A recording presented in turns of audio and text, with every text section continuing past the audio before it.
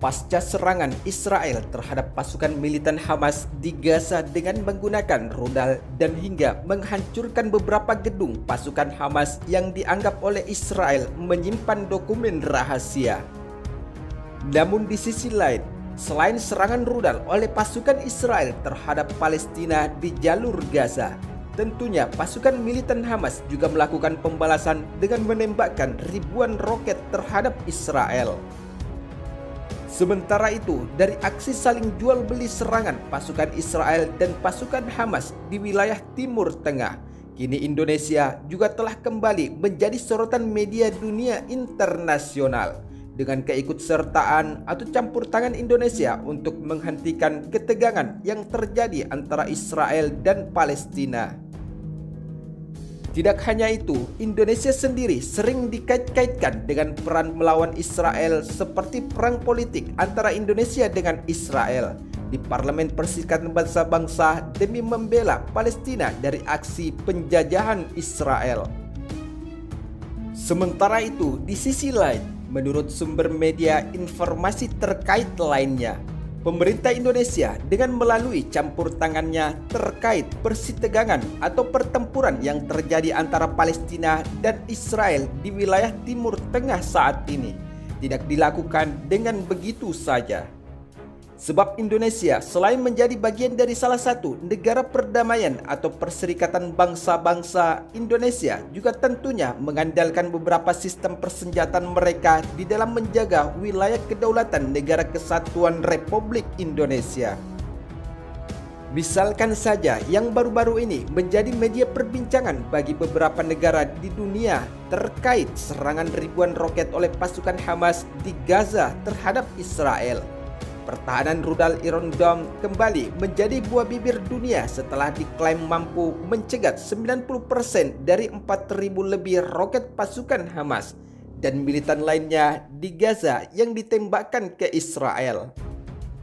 Namun, di sisi lain, jika Israel memiliki sistem pertahanan rudal Iron Dome untuk menghalau atau menghancurkan roket-roket pasukan Hamas, militer Indonesia juga memiliki sistem pertahanan rudal yang canggih untuk dapat menghancurkan serangkaian serangan musuh dari udara ke udara maupun dari darat ke udara.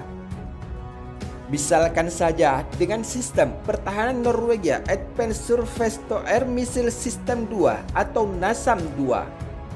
Jika kita berbicara dengan sistem pertahanan rudal Iron Dome yang dimiliki oleh Israel untuk menghalau dan menghancurkan roket-roket pasukan Hamas dari Palestina di jalur Gaza, tentunya rudal milik Indonesia ini juga tergolong sebuah sistem pertahanan udara Angkatan Udara Indonesia yang teruji kemampuannya. Sementara itu, untuk sistem rudal Iron Dome sendiri terdiri dari serangkaian radar pendeteksi dan pelacakan, Battle Management and Weapon Control Centers atau manajemen pertempuran dan pusat kontrol senjata, dan unit penembakan rudal tak berawak. Selain itu, unit tersebar memungkinkan Iron Dome untuk menutupi area maksimum di berbagai titik wilayah di Israel yang rawan terjadi serangan. Radar ini memiliki kemampuan untuk mendeteksi dan melacak beberapa proyektil yang masuk ke dalam. Sistem manajemen pertempuran kemudian menentukan apakah setiap proyektil merupakan ancaman dan menetapkan satu atau lebih pencegat. Selain itu, setiap peluncuran membawa 20 rudal Tamir yang masing-masing beratnya sekitar 200 pon dan memiliki jangkauan lebih dari 40 km atau yang masuk dalam wilayah perlindungan rudal Iron Dome milik Israel tersebut.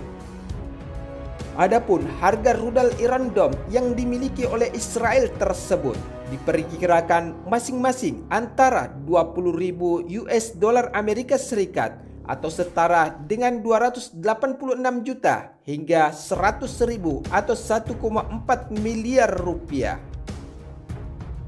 Namun, walaupun roket Iron Dome yang menjadi perhatian media internasional saat ini ketika perang melawan pasukan Hamas di jalur Gaza, dan sebagian besar Iron Dome berhasil mencegat roket militan pasukan Hamas, tetapi menurut analis Forbes, sistem rudal Iron Dome milik Israel memiliki kelemahan ketika berada di medan pertempuran, yakni memiliki titik jenuh yang tinggi tetapi tidak diketahui jumlah maksimum roket yang dapat ditangani pada satu waktu ketika terjadi penyerangan.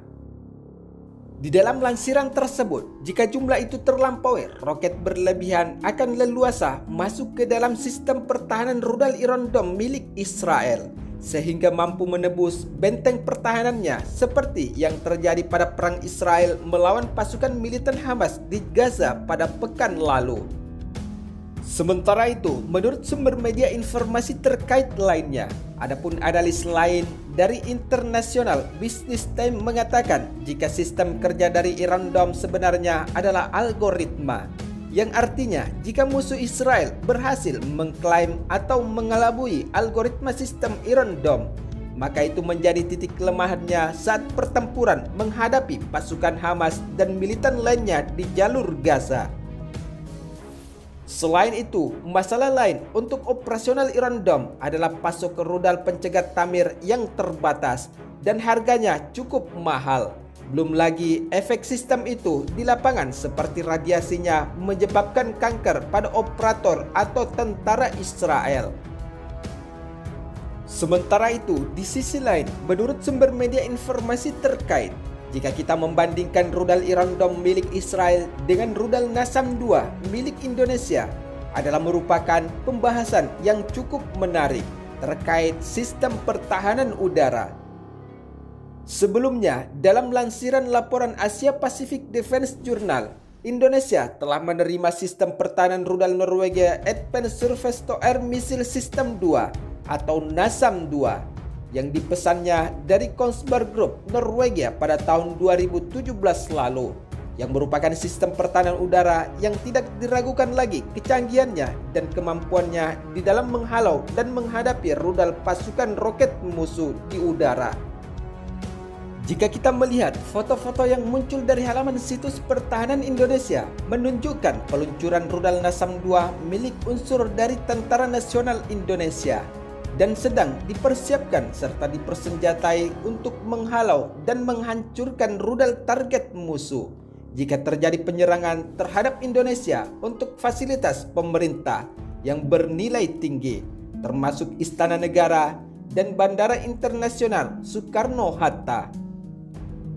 Demi untuk semakin memperkuat sistem pertahanan militer Indonesia, pihak Kementerian Pertahanan Indonesia memesan 2 baterai NASAM dari Kongsberg Group dalam kesepakatan senilai 77 juta US dollar Amerika Serikat.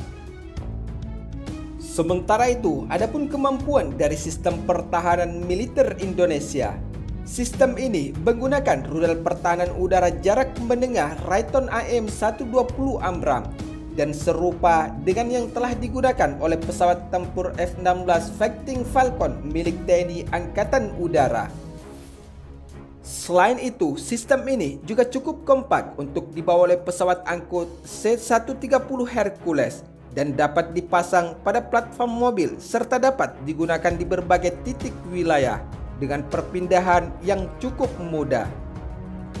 Sistem pertahanan udara berbasis darat TNI Angkatan Udara ini yang paling handal, mampu melakukan pertempuran jarak menengah hingga 60 km saat menghadapi musuh di medan pertempuran, yang tentu saja berbeda dengan rudal Iron Dome yang hanya mampu menjangkau 40 km.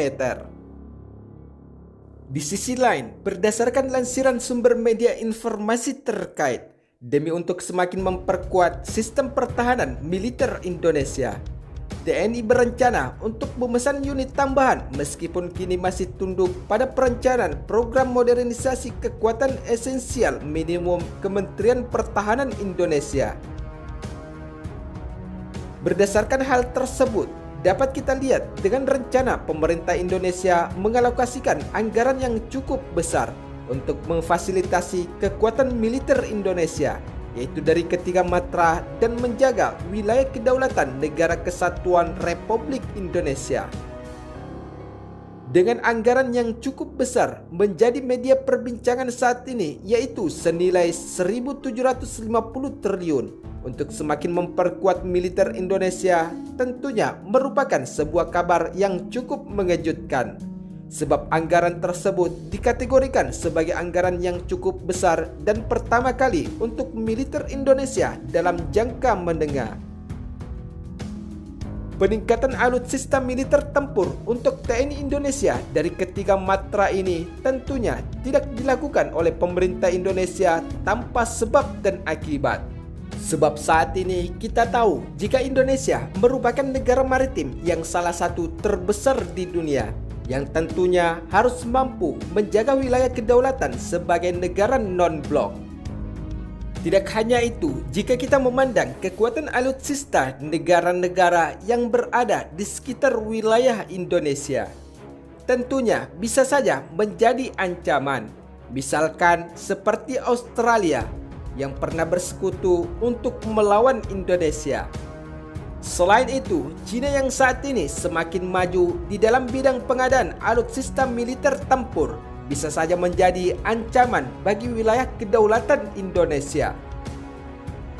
Hal tersebut dapat kita lihat dengan pembangkangan China terhadap Perserikatan Bangsa-Bangsa dan kerap kali mengklaim wilayah teritorial batas zona ekonomi eksklusif Indonesia di wilayah Laut Natuna Utara.